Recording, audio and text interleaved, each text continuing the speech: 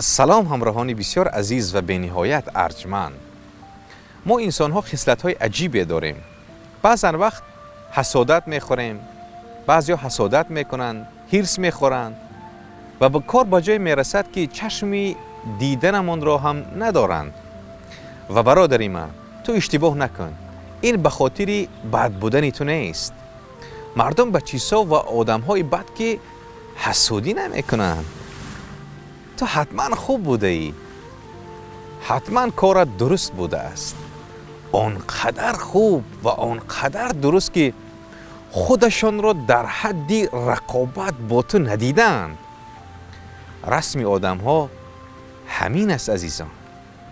برای حل و تجزیه و تحلیل که کم آوردن صورت مسئله را پاک میکنند.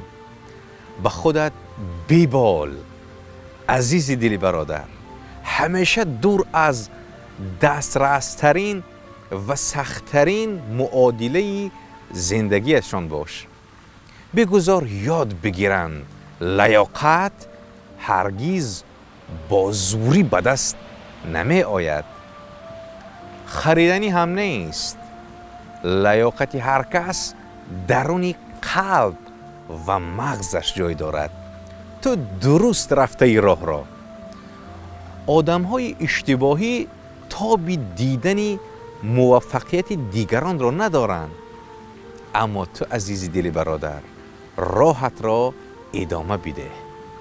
باور کن، مورد حسادت واقع شدن خیلی خوب است. به همین خاطر به حسودی و حرص دیگران اهمیت نده. کارت را باز هم زیباتر دوام ده. پیروزی تو نزدیک است. با مرکز خرد بماند عزیزان تا بهترین ها را بشنوید. ما از عشق برای شما میگوییم، با ما بماند تا بدرخشید و از خود یک انسانی دیگر سازید.